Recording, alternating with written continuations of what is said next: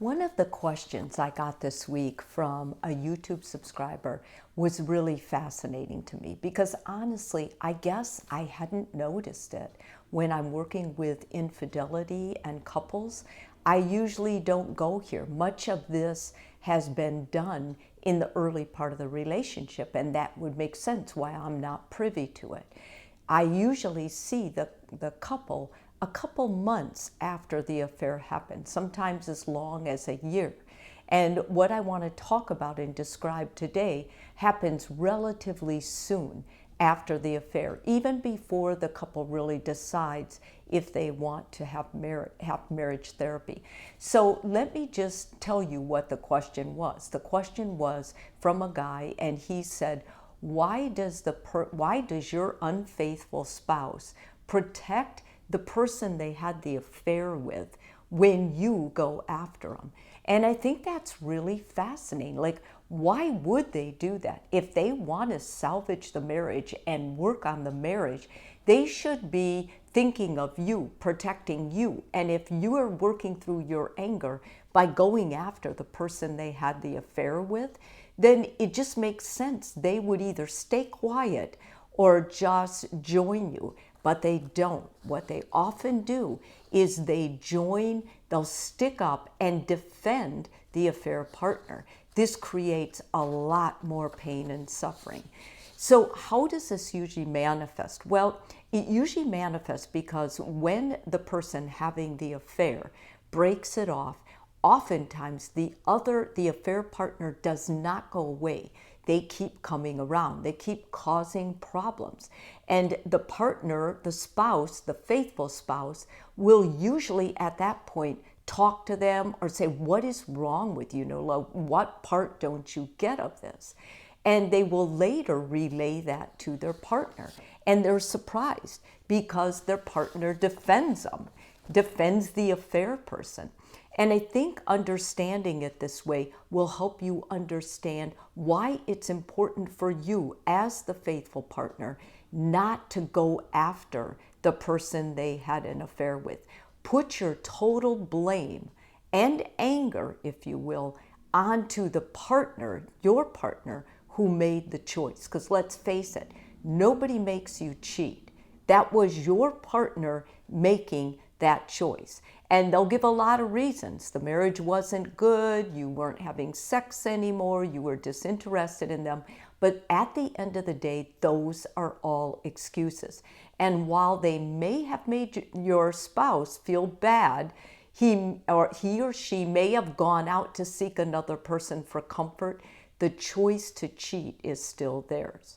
So when you attack their partner, first of all, especially this usually happens in the beginning of the breakup, don't forget your partner, your spouse, who's going to try and make it work with you, has loving feelings for this other person.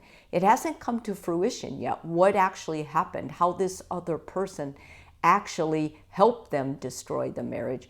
It's more they still love them, they know this person, and they had let this person into their life. In other words, they gave this person permission to come into their intimate, sacred marriage.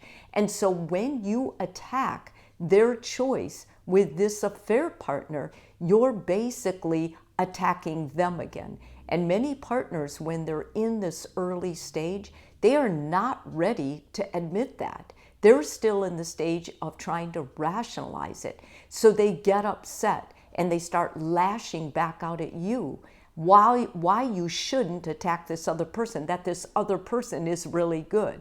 And I think why that goes against the grain of the faithful partner is why weren't they protecting you when they first started this affair? Why weren't they saying how great you were in the beginning of the affair? Because they weren't. They were talking about you were crazy or you were sexless or some other reason that made them want to have an affair. Secondly, if you're attacking the affair partner, you're also attacking your spouse. And as I alluded to before, it's too early. They're still personalizing all of this.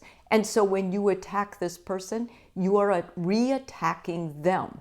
and they begin feeling further and further away from you. And in those first couple months after an affair, you don't really know all the truth yet, because sometimes it's just dribbling in, it's dripping in. And so if you go after that affair partner, and your partner is personalizing this and feeling this attack and trying to protect them, you're actually contributing to the wall. You're making it harder for them to be vulnerable and tell you the truth.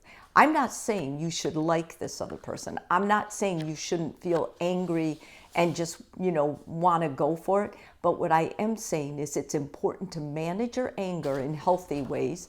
Go to the gym, go walking, do something physical, and have talks with your partner. It's okay to be angry at your partner, and you should. But it's also important that there's a space for the two of you to begin rebuilding. So when you say you're angry, your partner can come back. What can I do that's going to help right now? Because there are things that you need initially, but you won't get those if you're pushing them further away by attacking the affair partner. And the last thing, and I think maybe the most important thing, all affairs are built on a 20-80%. So your partner, your spouse who cheated, basically has 80% of everything they need. They have a home, they have someone who cares about them, that's you. They have children, that's 80% of life. They have a job. What they go for, or what they give that up for, is 20% of new, flashy, variety, somebody who makes them feel alive.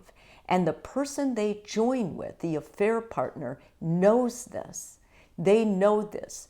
They know that 80% of what is sustaining that guy or woman is coming from what they have at home.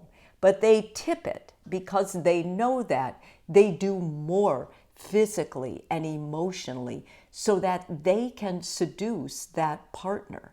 And it's very important that when a partner cheats, they understand where the scale was at, how they were willing to give up 80% for 20% of something that was missing.